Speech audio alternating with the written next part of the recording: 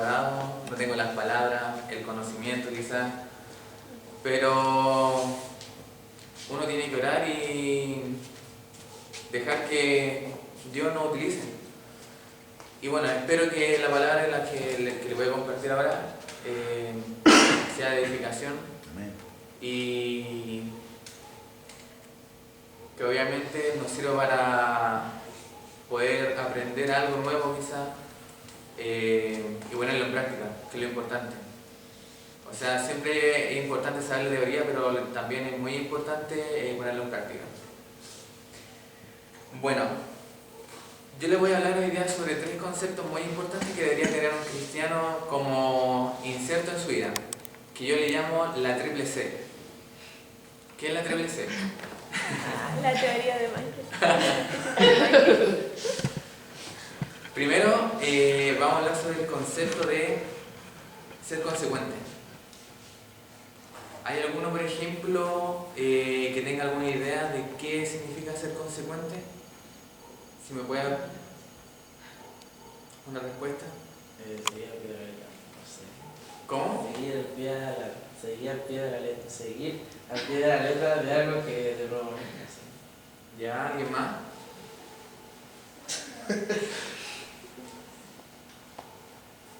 ¿No nadie?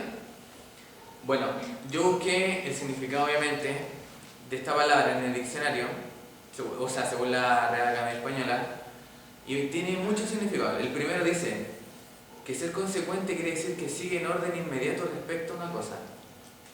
¿Ya? El segundo que dice que es el resultado de algo.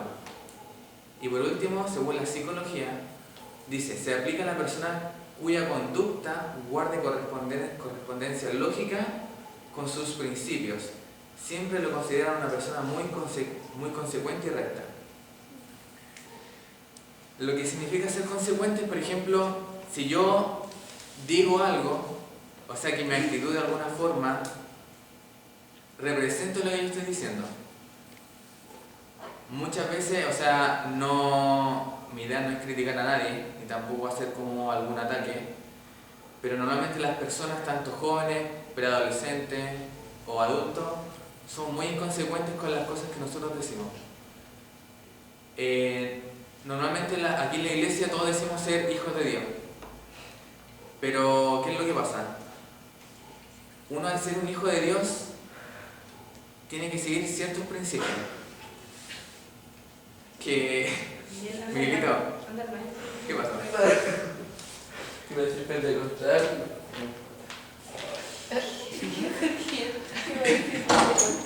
¿Por qué? Ya, ahora sí. Bueno, aquí en la iglesia todos decimos ser hijos de Dios, ¿cierto? Amén. Pero nosotros demostramos que somos hijos de Dios con nuestras acciones, con lo que sale de nuestra boca o con nuestras conductas. Muchas veces la respuesta a eso es no. Porque nosotros siempre vamos aquí a escuchar aquí al pastor o a algún hermano adolescente o a nuestro hermano Miguel Banda dar una palabra y nosotros salimos de aquí pero eufóricos, motivados porque recibimos algo que supuestamente nos llegó de Dios y nosotros a veces interpretamos las cosas. ¿Y qué es lo que pasa? Llega el día lunes y nosotros decimos ya, yo voy a poner en práctica lo que el pastor dijo el día domingo. Pero lamentablemente nosotros partimos como comúnmente se conoce como la partida del caballo inglés. Partimos pero muy con toda la motivación del mundo el día lunes, y aparte empezamos a quedar de poco. Lamentablemente con eso nosotros no estamos demostrando que somos consecuentes. Nosotros también decimos que ahora estamos trabajando en la unidad, pero uno dice no, si tenemos que juntarnos, conversar, pero lamentablemente hay acciones que al principio muestran que somos consecuentes, pero después ya no, porque quizás se busca la unidad de alguna forma, pero esto funciona al principio, después con el tiempo la cosa va apagándose. Igual cuando uno prende el fuego y le pone un vaso encima, ¿qué pasa? El fuego queda sin oxígeno y al final se apaga. Bueno, la palabra nos enseña que en Mateo 5:37 dice, y esto es muy claro, Esto quiere decir que nosotros, o sea, aquí a nosotros nos habla que tenemos que ser consecuentes, que nuestra respuesta siempre tiene que ser un sí, es un sí, y que un no es un no. Dice, simplemente di sí, lo haré, o no, no lo haré. Cualquier otra cosa proviene del maligno. Esto quiere decir que cuando nosotros nos comprometemos a algo que es muy importante, cuando hacemos compromiso, sobre todo de forma pública, nosotros estamos comprometiéndonos, o sea, aparte de con las personas, nos estamos comprometiendo con Dios a hacer algo. Y lamentablemente nosotros cuando decimos que sí y no lo cumplimos, o sea, a mí personalmente no importa fallarle a una persona, pero le estamos fallando a Dios, quien es la persona que confía en nosotros y que toma nuestro compromiso y que espera que lo cumplamos. Otra cosa que tiene que ver mucho con ser consecuente, y que también con esto llegamos a nuestro segundo concepto, que significa ser constantes. Normalmente cuando uno estudia una carrera universitaria, técnica, cualquier cosa, uno entra a estudiar y uno estudia 5 años y por X motivo algo pasa en el quinto y último año que uno abandona la carrera. Por cualquier motivo que sea. Lo peor de todo no es haber abandonado la carrera y decir, no, si igual estudié 4 años y medio. Lo peor de todo es que uno pierde tiempo, que el tiempo es muy valioso, que el tiempo ahora uno no lo puede dejar que se vaya, pierde el tiempo y pierde una cantidad de materias que uno aprobó, pero que literalmente se van a la basura. Y quizá uno entiende que las personas sufren, les pasan cosas malas y que de alguna forma se ven obligadas, entre comillas, a desistir de algo. Pero uno tiene que pensar que Dios está de nuestro lado y que Él siempre, aunque las cosas se vean muy mal, muy terribles, porque lamentablemente nosotros tenemos una visión tan humana cuando las cosas van mal, pero nosotros tenemos que tener la tranquilidad de que Dios está de nuestro lado, y aunque en el campo de guerra nos veamos solo contra un ejército gigante, nosotros tenemos a Dios. Y eso quiere decir que ningún ejército de 1000 hombres, de la cantidad que sea, nos va a poder ganar. Entonces, cuando uno deja de ser constante en los estudios, ¿qué uno le va a pedir a un hermano que está estudiando y que viene a la iglesia? Uno no le puede pedir que sea constante al venir a la iglesia, porque si uno deja de ser constante con cosas básicas, ¿cómo va a poder seguir siendo constante con algo que debería ser algo muy importante para nosotros? Es lo mismo que cuando, no sé si ustedes saben, pero cuando un deportista olímpico, por ejemplo Usain Bolt, que él corre los 100 metros planos, ellos se preparan durante 4 años para correr esos 100 metros, que para ellos son 10 segundos. Ellos se preparan 4 años, los 365 días de cada año, para solamente que llegue el día y corran los 10 segundos. Hay una historia de un corredor que es antigua, muy famosa, que era muy parecido a Usain Bolt, pero él tenía que correr los 400 metros planos, que era la vuelta completa. ¿Qué pasó? Él entrenó los 4 años, llegó a la carrera, y cuando partió iba súper bien, él iba de los primeros. Él iba a llegar a la meta y él iba a ver el fruto de su esfuerzo. Pero ¿qué pasó? Él a unos pocos metros de la meta le dio un calambre en la pierna.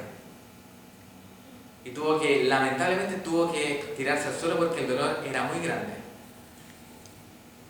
Bueno, como consecuencia de eso, los otros corredores pasaron por al lado de él y llegaron antes de la meta.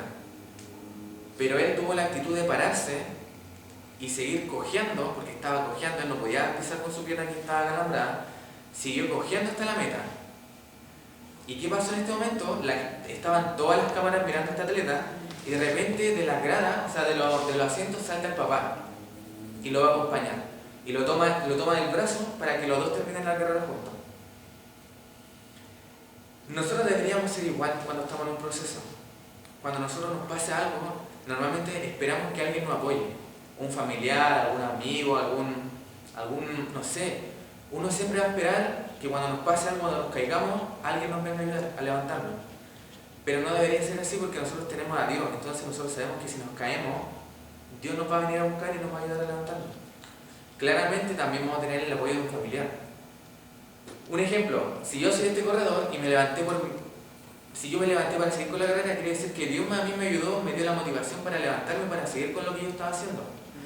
Y cuando llegó mi padre, es porque llegó mi papá, mi mamá, mi hermana, un amigo, y me quiso ver llegar hasta la meta, porque esa persona sabe el compromiso que yo tuve, sabe el compromiso que yo le hice a Dios, una promesa que yo le hice a Dios, y yo la tengo que cumplir. Entonces las personas que ven ese compromiso a uno nos ayudan, son un regalo, como hablamos al principio de la reunión. Son un regalo que si nosotros no estamos en el momento, lo perdemos. Y lamentablemente las cosas se vienen una sola vez. El siguiente concepto que yo quería hablarle es de ser consistentes. Para ustedes, ¿qué significa que algo tenga consistencia?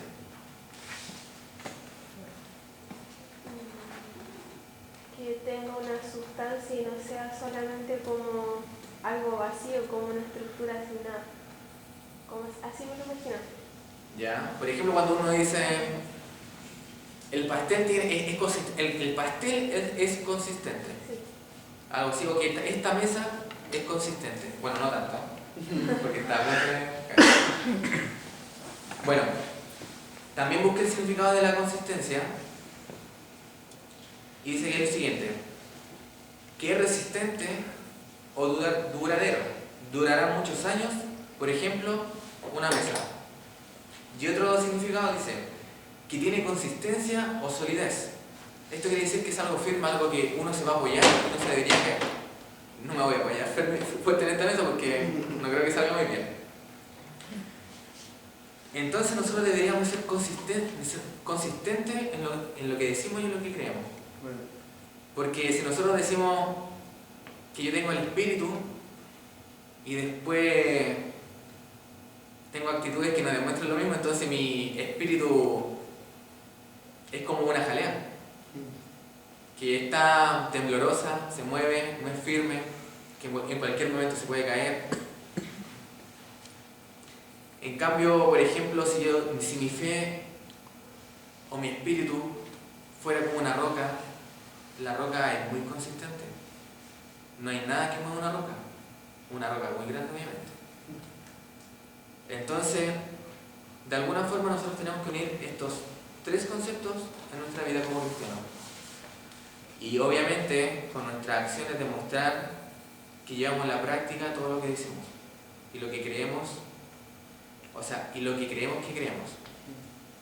Porque muchas veces cuando uno se ve en medio de un problema, la primera salida no creo que sea buscar a Dios. Es muy difícil porque uno cuando se ve en problemas muy graves y que de alguna forma superan nuestro control, que ya nosotros no podemos controlar esta situación, lo primero que hacemos es angustiarnos, decepcionarnos y lamentablemente caemos en un hoyo donde si nosotros no buscamos a Dios o no buscamos la palabra de Dios, nosotros no vamos a salir de este hoyo. Por ejemplo,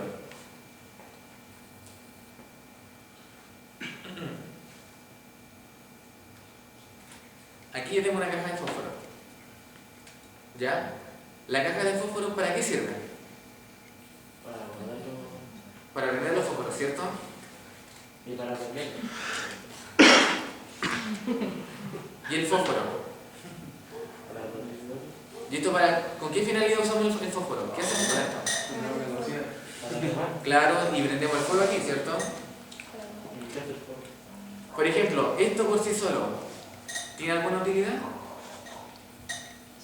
Sí. ¿Cuál es la utilidad de esto? No se te entiende. En el sentido que fue creado. En el sentido que, claro, en el objetivo que fue creado. ¿Tiene algo? No. ¿Sirve para algo? Sí, para que pueda prender el fósforo. Porque Por sí solo. Ya, ¿y esto sirve por sí solo? No. ¿No, cierto? Ya, estas dos cosas.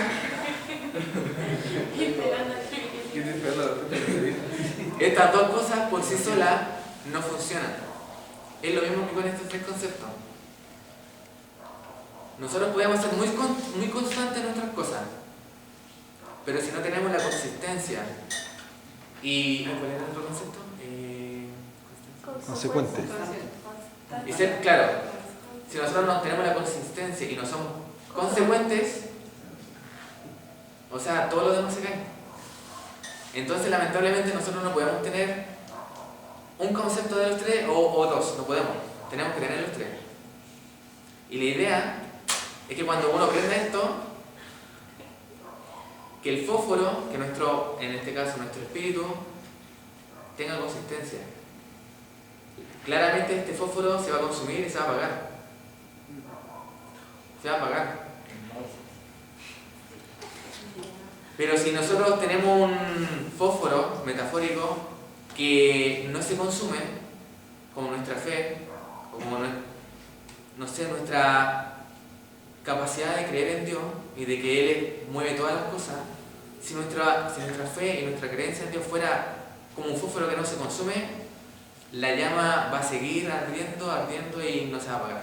Lamentablemente con un fósforo normal, donde la fe no sea consistente y sea temblorosa, lamentablemente se va a apagar la llama en algún momento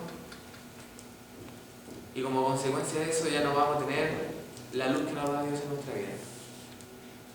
Porque como sabemos nosotros somos humanos, estamos en esta tierra y esto lo que voy a decir a continuación es muy personal, es lo que yo creo, pero que nosotros seamos cristianos, según yo, según mi punto de vista, igual pueden haber diferencias, que nosotros seamos cristianos no condiciona que nosotros en esta tierra no suframos. Porque de alguna forma este mundo, ahora en la actualidad, está lleno de maldad. Ya sea maldad que nosotros podemos controlar o que no podemos controlar. Y como cristianos, según mi punto de vista, nosotros sí podemos sufrir en este mundo. Para mí, claro, nosotros tenemos a Dios, pero de alguna forma nos caemos, nos equivocamos, somos humanos, nos equivocamos. Hablamos mal quizás de alguna persona, el pensamiento solamente con pensar mal de alguien, ya nos estamos equivocando. Ya no seguimos los principios que deberíamos seguir como cristianos. Al opinar mal, al mirar, solamente con mirar mal también a otra persona ya las cosas ya no van bien, o sea, entonces como cristianos nos podemos, según mi punto de vista, nos podemos equivocar, pero no podemos quedarnos en el error y quedarnos como en el hoyo de la equivocación, sino que buscar a Dios, orar, pedirle perdón por lo que uno piensa, por lo que uno dice, por lo que uno quiere hacer a veces, que normalmente uno no está con la intencionalidad de hacer maldad. Todo parte desde la base de una emoción. Los seres humanos somos muy emocionales. Como les dije al principio, somos muy emocionales cuando recibimos una palabra y salimos motivados de la iglesia, y cuando salimos por la puerta uno conversa y dice, no, si yo voy a hacer esto, uno se compromete a cosas.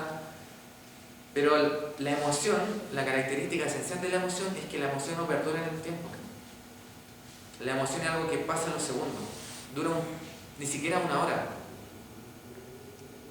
Entonces nosotros tenemos que enfocar, nosotros como jóvenes, y esto también va para mí, porque yo también soy muy inconsecuente, no soy constante y mi consistencia también es muy débil en algún momento. Pero yo le invito a que nosotros como jóvenes, de alguna forma, aprendamos a usar estos tres conceptos en uno solo, fusionarlos. Tanto aquí en la iglesia, fuera de la iglesia, en nuestra universidad, en el trabajo, con nuestra familia.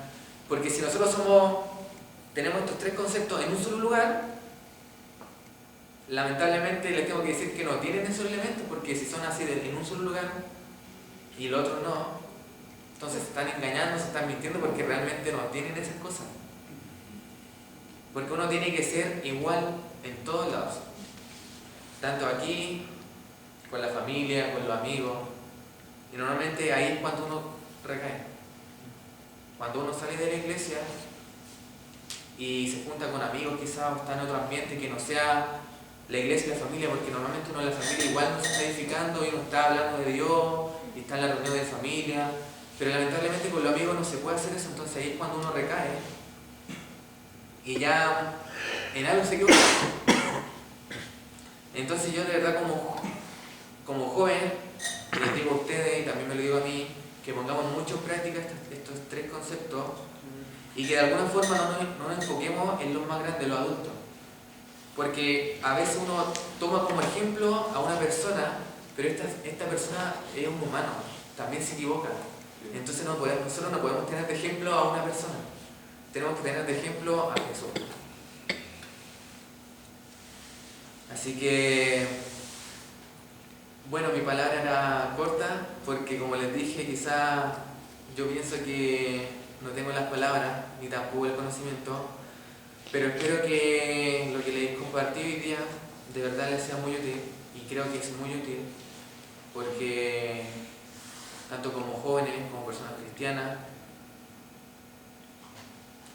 creo que tener estos tres conceptos al momento de ser cristiano es la base para que todo lo demás funcione.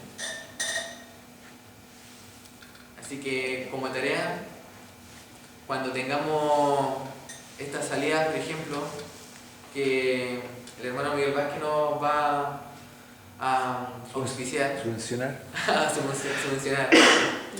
Cuando nos juntemos con esta persona, no nos juntemos con miedo, con vergüenza, que seamos tímidos.